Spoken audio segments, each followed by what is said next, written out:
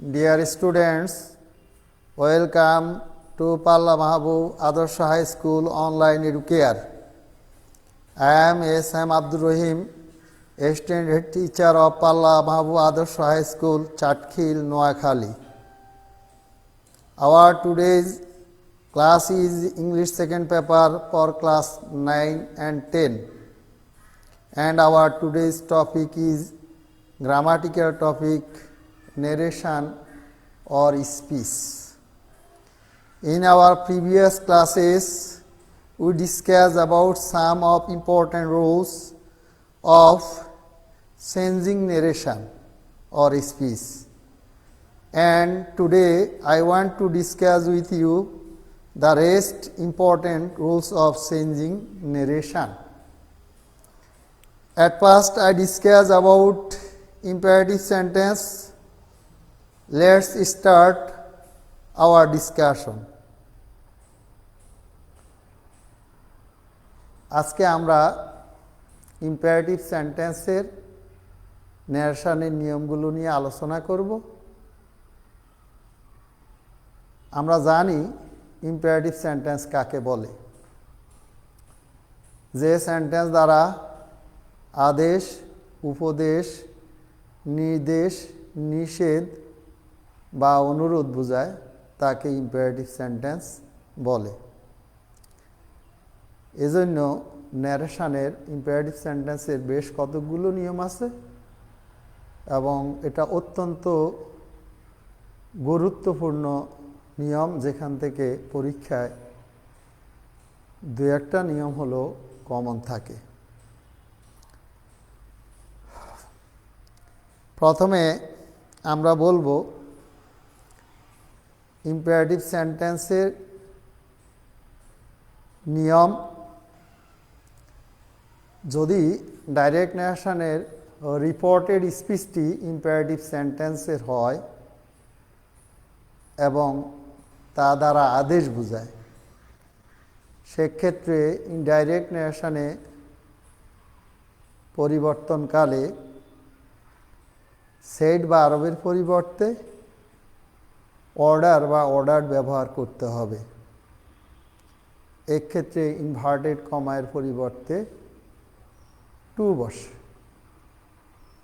আমরা যদি স্ট্রাকচার করি তাহলে আমাদের স্ট্রাকচার হচ্ছে structure subject plus order oblique ordered, ordered plus object plus to plus verb এর present form plus extension.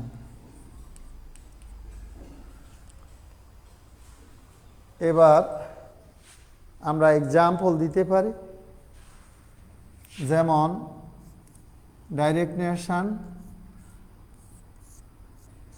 He said to me, comma inverted comma go home, বাড়ি যাও। হি said to me comma inverted comma go home, বাড়ি যাও, inverted comma শেষ, full stop. দেখো imperative সেন্টেন্সের বৈশিষ্ট্যের মধ্যে আছে ইম্পারেটিভ সেন্টেন্সে ভার্ব দিয়ে বাক্য শুরু হয় এবং আদেশ বুঝালে কোনো কিছু করতে বলা হয়। তাহলে এখানে প্রথমে ভার্ব আছে গো হোম, অতএব আদেশ বোঝানো হয়েছে। আমরা যদি ইনডাইরেক্ট ন্যারেশনের পরিবর্তন করি তাহলে প্রথমে আসবে সাবজেক্ট, ইনডাইরেক্ট সাবজেক্ট হি, ভার্ব আছে সেড, সেডের পরিবর্তে হবে অর্ডার্ড, হি অর্ডার্ড, অবজেক্ট আছে মি, ইনভার্টেড কমার পরিবর্তে টু, ভার্ব আছে গো, গো এর গো, হোমের হোম। উত্তরটা হলো he ordered me to go home.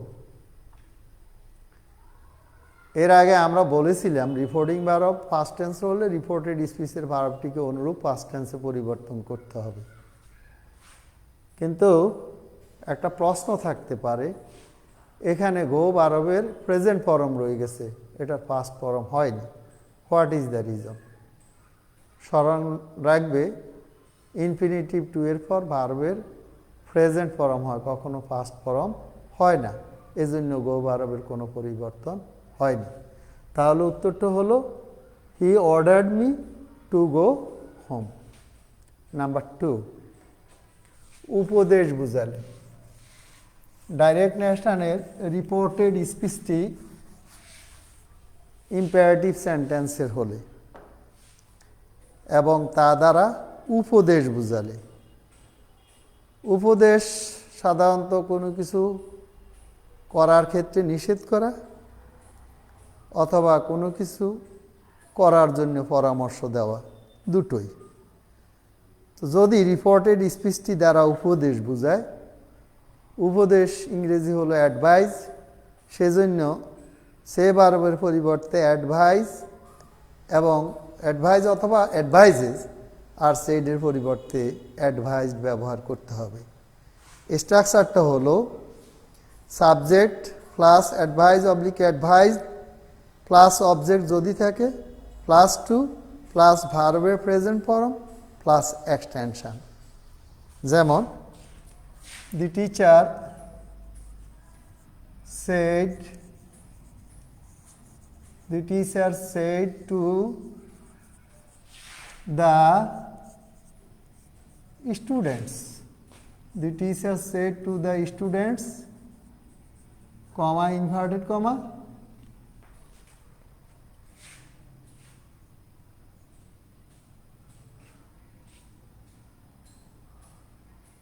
do the sum, অঙ্কটি করো। তাহলে the teacher advised the students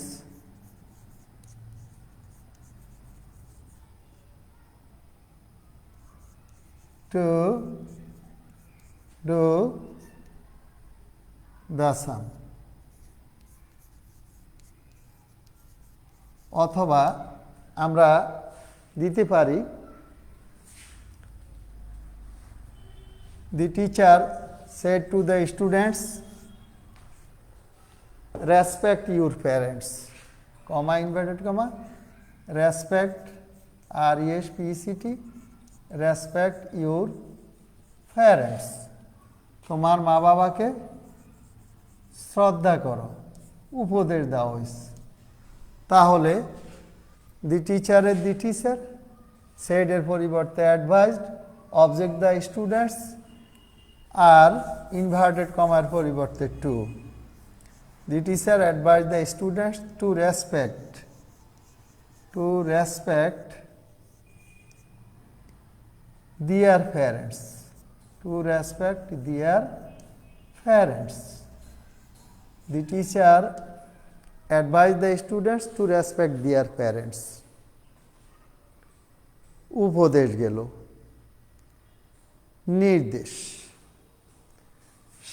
direct নেশনের reported স্পিচটি দ্বারা নির্দেশ বুঝালে, অর্থাৎ কোনো কিছু করার জন্য বাধ্যবাধকতা বুঝালে। অবশ্য নির্দেশ কথাটা সাধারণত সেনাবাহিনীর ক্ষেত্রেই ম্যাক্সিমাম ব্যবহৃত হয়। সেক্ষেত্রে ইনডাইরেক্ট নেশনের পরিবর্তনকালে সেড ভার্বের পরিবর্তে কমান্ডেড, সের পরিবর্তে কমান্ড অথবা কমান্ডস, সেড ভার্বের পরিবর্তে কমান্ডেড বসবে, এক্ষেত্রে ইনভার্টেড কমার পরিবর্তে টু বসবে। তাহলে the captain said to the soldiers, direct nation, the captain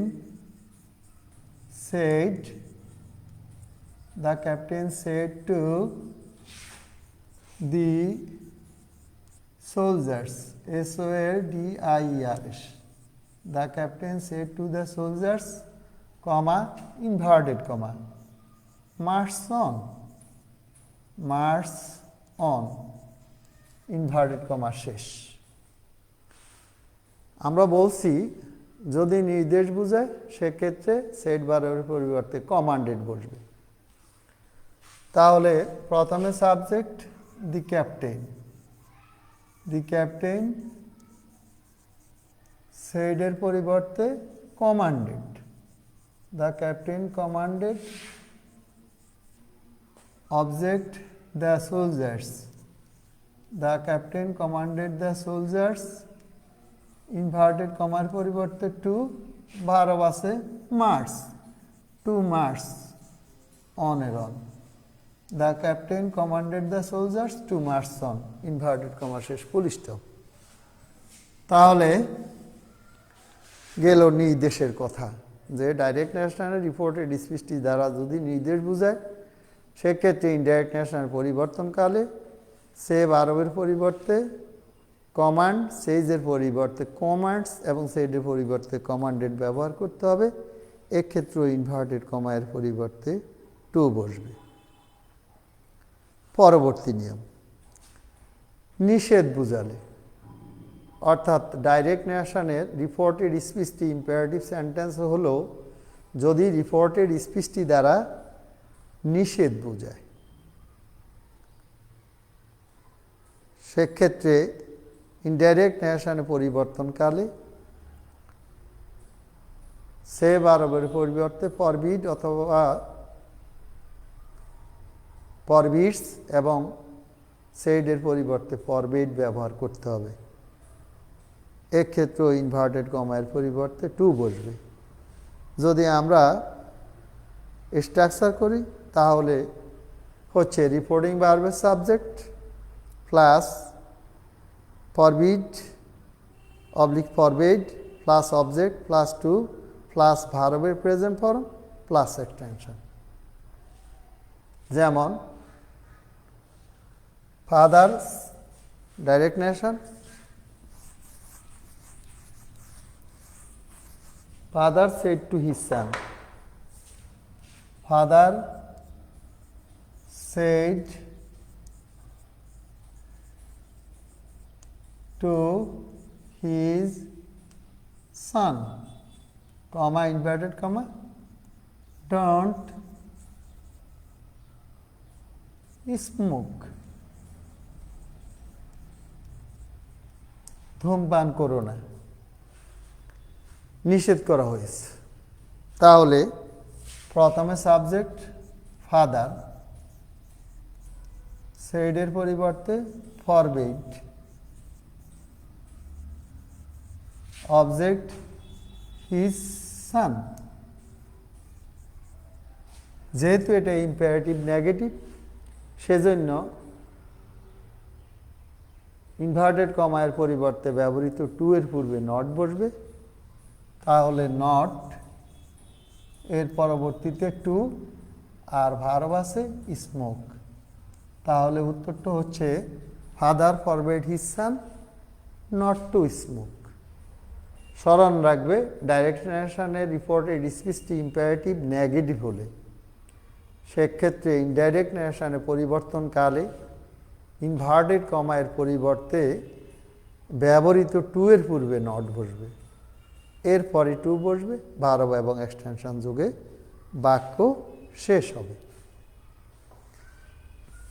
পরের নিয়ম, ডাইরেক্ট ন্যাশনের রিপোর্টেড স্পিচটি ইম্পারেটিভ সেন্টেন্স হলে এবং রিপোর্টেড স্পিচটি দ্বারা যদি অনুরোধ বোঝায় সেক্ষেত্রে ইনডাইরেক্ট ন্যাশন পরিবর্তনকালে সে ভার্বের পরিবর্তে রিকোয়েস্ট, সেডের পরিবর্তে রিকোয়েস্টেড ব্যবহার করতে হবে।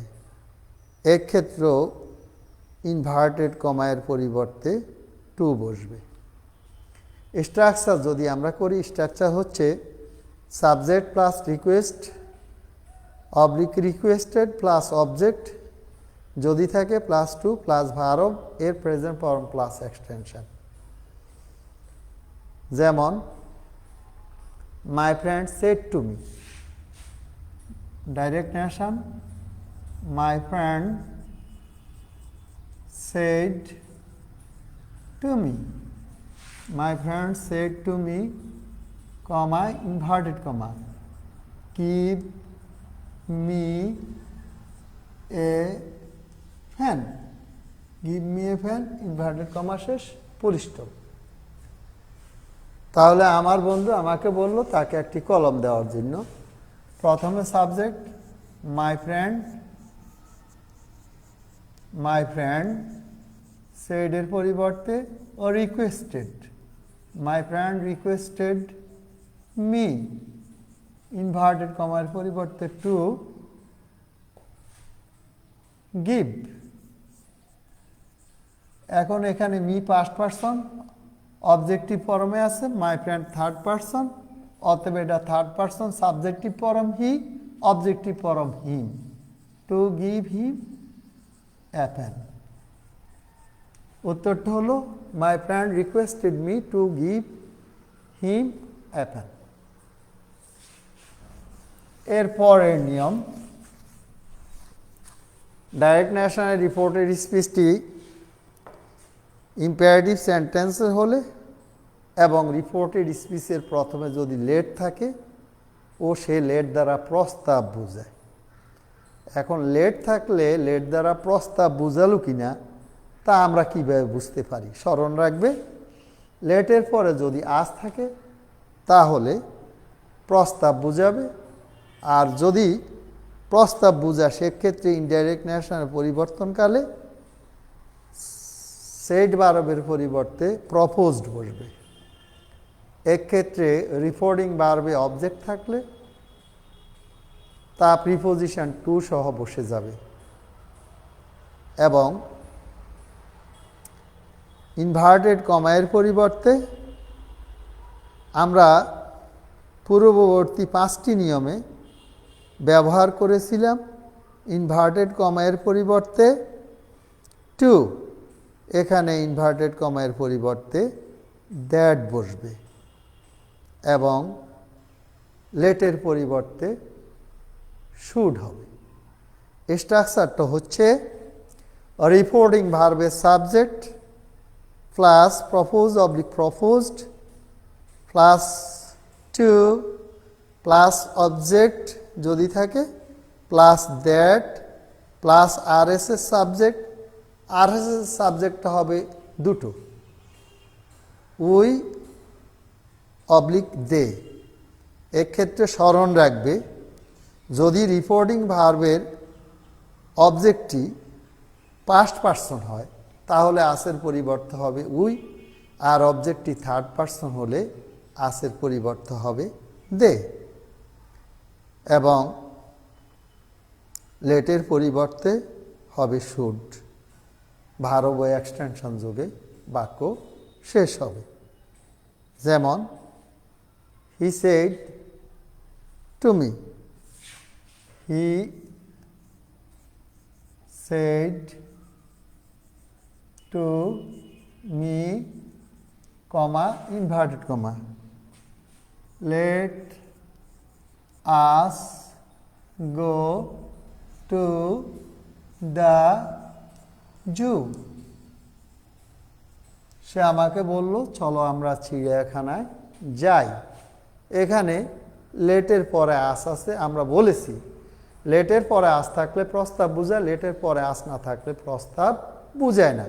অতএব যেহেতু এখানে লেটের পরে আস দেওয়া আছে, অতএব লেট দ্বারা প্রস্তাব বোঝানো হয়েছে। তাহলে প্রথমে সাবজেক্ট আছে হি সেড এর পরিবর্তে he proposed, he proposed. Object আছে টু সহ বসে যাবে, হি প্রপোজ টু মি, ইনভার্টেড কমার পরিবর্তে দ্যাট। লেটের পরে অবজেক্ট আছে মি ফার্স্ট পারসন, অতএব আসের পরিবর্তে হবে উই। লেটের পরিবর্তে should, that we should go to the zoo. তাহলে উত্তরটা হলো he proposed to me that we should go to the zoo. পরের নিয়ম, ডাইরেক্ট ন্যাশনের রিপোর্টেড স্পিচটিতে লেট থাকলেও যদি সে লেট দ্বারা প্রস্তাব না বুঝায় সেক্ষেত্রে ইনডাইরেক্ট ন্যারেশনে পরিবর্তনকালে আমরা রিপোর্টিং ভার্ব সে বা সেডের পরিবর্তে রিকোয়েস্ট বা রিকোয়েস্টেড অথবা টোল্ডও ব্যবহার করতে পারি।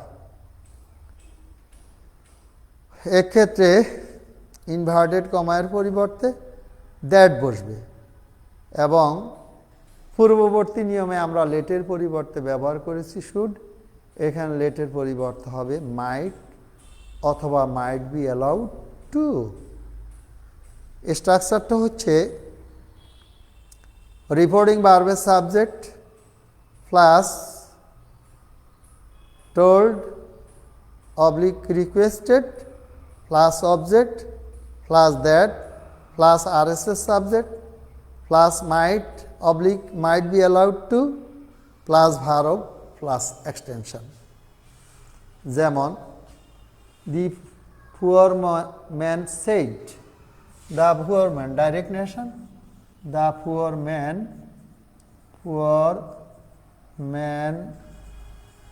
said, comma, inverted comma,